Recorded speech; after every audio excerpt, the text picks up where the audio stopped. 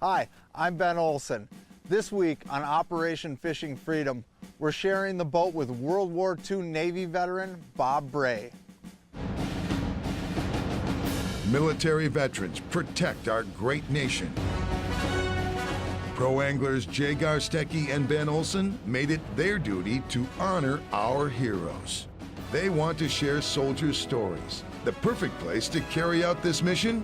A fishing boat. Get ready to launch Operation Fishing Freedom. Brought to you by Great Clips. The last few months I've gotten a little shaky, and I can't figure that out because I never was shaky, Bob Bray walks a bit gingerly to the boat. There are plenty of 60-year-olds not getting around real good. You kind of see that when you go to the VA. Yeah. Hard to blame him at 91 years old. The best thing to do is go ahead and step right on here Right. and then down into there. Got it. Perfect. No doubt. We're gonna have you put on a life preserver here. This is how we do it these days. Yeah. Go ahead and put your arm through there. Yeah. Bob's just happy to be back in the boat. Are you ready to catch some fish? Do it. Bob spent his most influential teen years afloat during World War II, a young Navy helmsman and electrician who worked on transport boats, an Iowa kid who found himself on the front lines of the Pacific's bloodiest battle. I suppose there was probably a couple hundred, maybe 1,000 ships out there, and the battleships were all shooting over us for days. Today, You want to get to that deep water. we share the boat with Bob in hopes he might open up and share his story. It'll have to wait just a bit. There you go. Set the hook. You got him. All right. Dude. There you go. Seems the fish are biting. All right, we got the skunk off the boat officially now. Yeah. On Lake Minnetonka, it should never take very long. Set the hook. You got a bass on there. Look at that. There's a largemouth. Yeah. How about that? Take it real close and look big. Oh, they got it. Get him, Bob. They got it. They're taking it away. Oh, jeez. Too much? Bob was born in Iowa back on February 4th, 1926. A farm kid who grew up in the midst of the Great Depression. I remember it because of my parents. I mean, Yeah. it was tragic for them. My dad had a bunch of hogs I'll never forget, and he had a most beautiful batch, and they killed them all. Nobody could buy them. Such was life. Eventually, the family sold the farm and moved to Cedar Rapids. In 1943, something strange happened. Bob noticed his friends started disappearing. They were all gone. I mean, they were either drafted or volunteered, and most of them volunteered.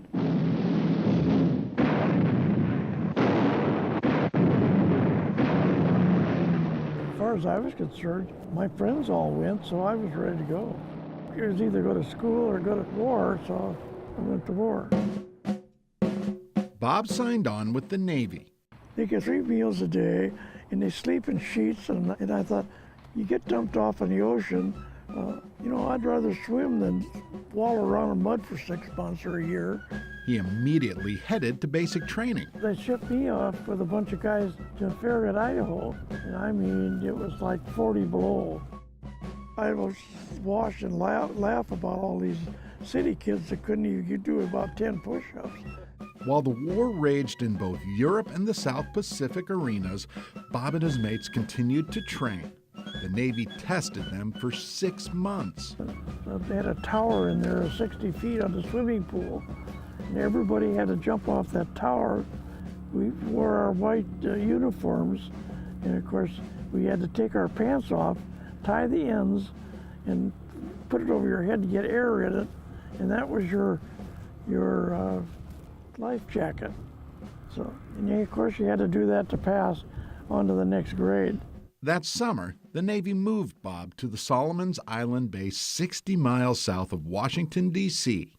Worked in the mess hall there for a while, and I got the shingles, and it was probably a good deal because it kept me from going to the Normandy invasion, Of course, all my friends wound up going over there.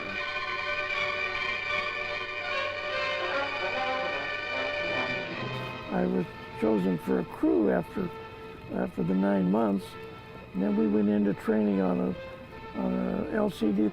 LCT, short for Landing Craft Tank, a bulletproof boat used to drop troops and supplies on the beach. Untested sailors and soldiers learned the task of getting from ship to shore. But that time, the shore was a friendly one. Of course, we had trained, and we all went to New York and picked up a ship to go overseas. On New Year's Day, Bob's ship set sail and traveled through Cuba, the Panama Canal, and eventually landed in Hawaii. After they loaded us up and got aboard ship, we pretty well knew we were going to the South Pacific, and there was rumors that Okinawa was the next step, so we figured we were into it.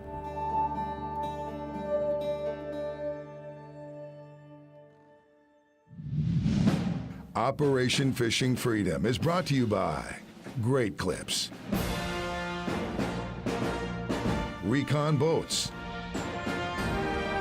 and by Evinrude Outboards.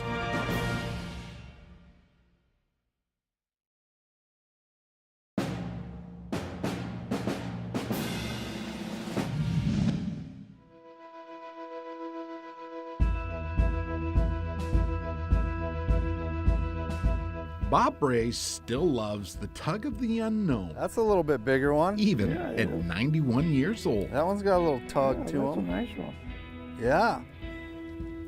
That's getting close to a eater size one there. Yeah, it is. There's the big one. He's got it. You got the big one. That's the big one. Today, Bob isn't fishing, he's catching. Yeah, he came out. He was sitting down in those weeds. He came all the way up. To put a guy like Bob on fish is to That's a pay a beautiful bit of respect, especially once you understand Bob's story and the plight of fellow World War II veterans. Look at that. Gee, that's right.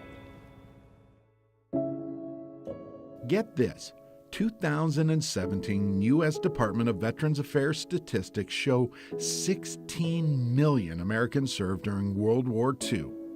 Fewer than 558,000 of those people are still alive, and 362 of those left die each day.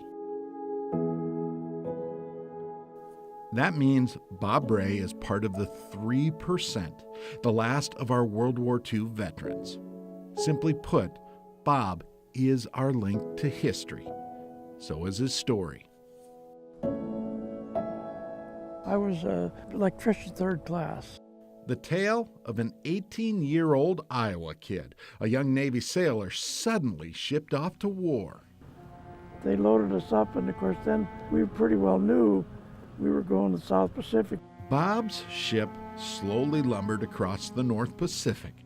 The U.S. and its allies wanted to storm Okinawa and take the island as an anchor point for an eventual invasion of mainland Japan. Somewhere in the Pacific, a U.S. Navy carrier task force steams into Japanese waters. Lookouts signal the approach of enemy planes, and anti-aircraft shells fill the sky. The first day, of course, we sat out there probably 10 miles away from this Okinawa, and the battleships were all shooting over us for days. On the island of Okinawa, 5,000 miles from San Francisco, the earth shook from a fearful pounding by our ships and planes.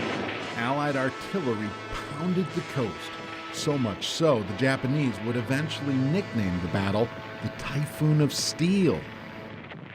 Bob earned the helm and piloted a landing craft, a boat called an LCT, short for Landing Craft Tank.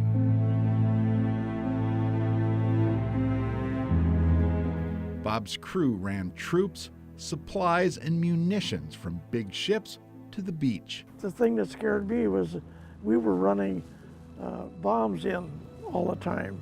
And on the way in, the kamikazes coming down. And fortunately, they weren't looking for us. They were looking for the big ships. The U.S. troops used smoke screens to try and shield all the boats and ships from lurking Japanese aircraft. smoke that they put up was not covering the mast at the top. So until they found that out, why they were sinking our big ships. Bob's landing craft ran under the radar and in the smoke, day in, day out.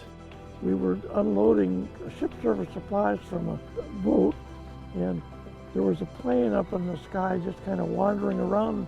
The plane turned out to be a Japanese bomber.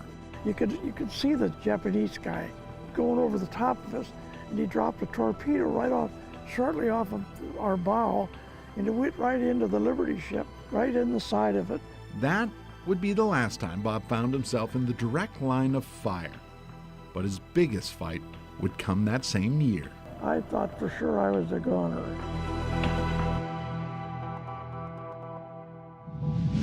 Operation Fishing Freedom is brought to you by Great Clips, SKB Cases, and by St. Croix Rods.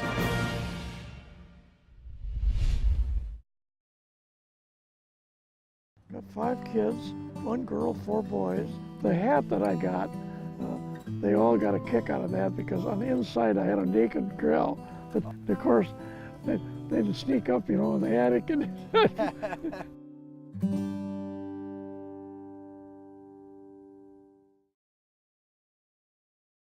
If you're a U.S. military veteran living in Minnesota, Wisconsin, Illinois, or Florida, log on to takeavetfishing.org to find an event near you.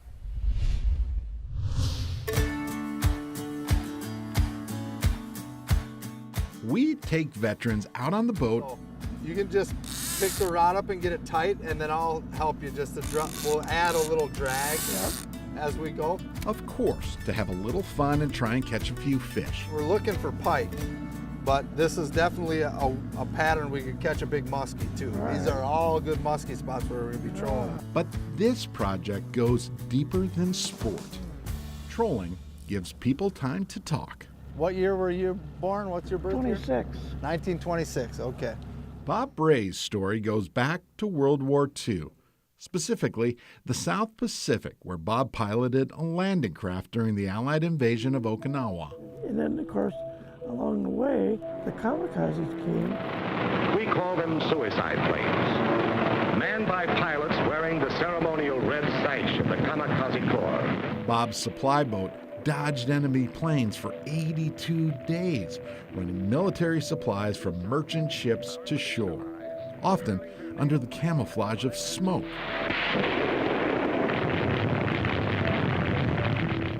On June 22, 1945, U.S. troops finally overwhelmed the Axis and controlled Okinawa Island. The Allies set their next target, mainland Japan. But Bob's crew would never get there. We were 400 miles away from Japan. So when that blew, we knew something happened. We thought it was on Okinawa. But then later, we found out, of course, very soon later, we found out the atomic bomb blew. And of course, we were cheering, we were happy as could be. It's official. It's all over. It's total victory. The Allies declared victory. And anybody that was 30 or 40 years old, they went home right away. And of course, I was just a young kid yet, so our crew all left, and I was there by myself. Bob helped decommission and dump military supplies, but that would not be the end of Bob's war story. Real fast. Not even close. He's on there real fast. Here he comes. Oh, we got him. Yay! We got a nice pike there. Yeah. Look at that bugger. He just quit fighting for a second. Yeah. Look at that guy. Oh, yeah. No, that's a beauty, too. He's It a is. chunky guy. Almost looks like a northern, doesn't he? Oh, he is. Yep, he's a nice little northern. Let's get him going here. We started like this big, Yep. and then we got like this Yep. big, and now we got like this Yep. big, What's next? Now we need a big old muskie.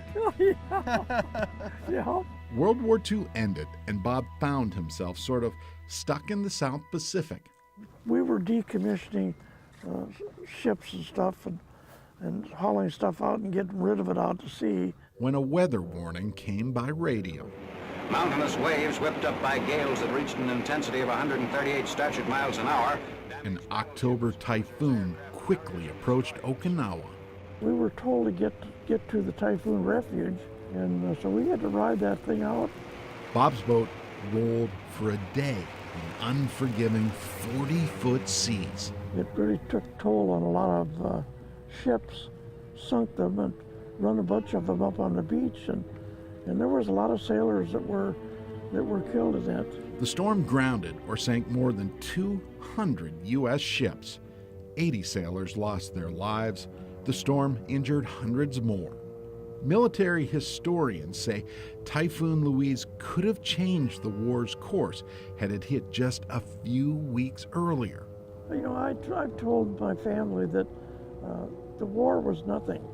That hurricane, I thought for sure I was a goner. Bob's only goal now, to get home to Iowa.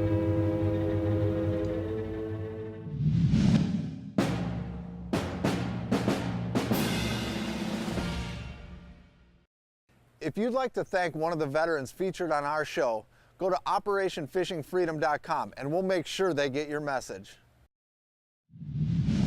Operation Fishing Freedom is brought to you by Optima Batteries, Temple Bay Lodge, and by Power Pole.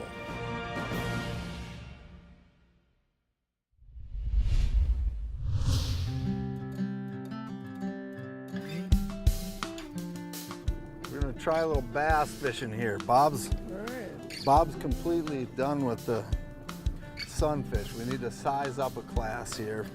Bob Bray never talked too much about life in the Navy, Bass, largemouth, but a couple of days in the boat pretty guy. helped Bob's story come to life. They gave you $13.75 to get home to Yeah, Cedar Rapids, Iowa. yeah. Well, you know, the From only thing- Massachusetts? That's for beer. Bob Bray's memories hide in a simple World War II service notebook. And that's your nickname there, Junior? That's me. Yeah. Yep. A few old pictures of a few old friends. And here we are all in this ship. I don't know why we were getting the picture taken. After the war ended, Bob's crew barely survived Typhoon Louise. Finally, Bob received news he would finally head home. It would be an 8-week boat ride back to San Francisco. When we went under that Gold Gate Bridge, it was probably the happiest day in my life, you know.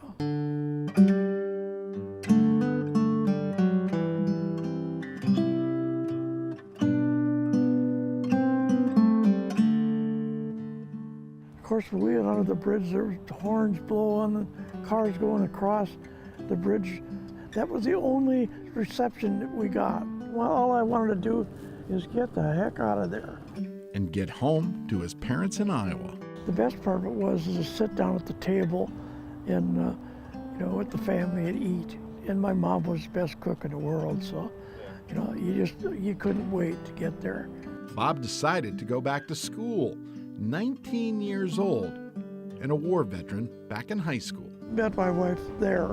A couple years later, we married and lived together for over 65 years. All in all, I figure I've had a pretty good life.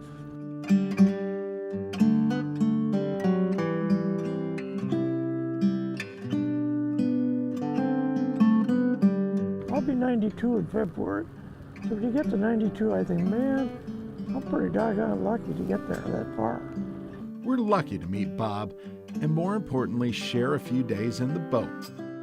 I can't tell you how much we appreciate you sharing your stories with us. It really means a lot. Now, we want to say thanks. Oh my gosh. This is a custom made by our friends at Angry Bear Custom Rods. This is a St. Croix blank, custom made just for you. It says handcrafted for Bob Bray. In appreciation of your service and sacrifices, the branches of the military, we have your very own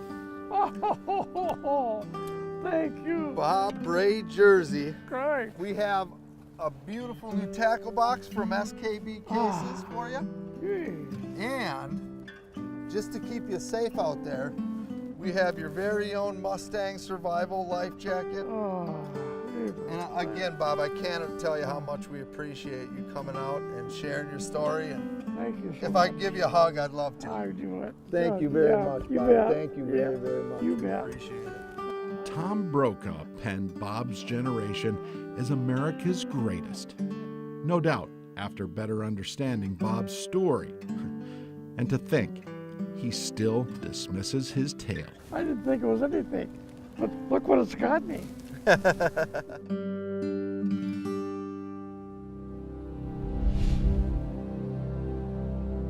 Thanks, Bob, for sharing your stories and for your service. If you know a veteran you'd like to see on the show, nominate them at OperationFishingFreedom.com.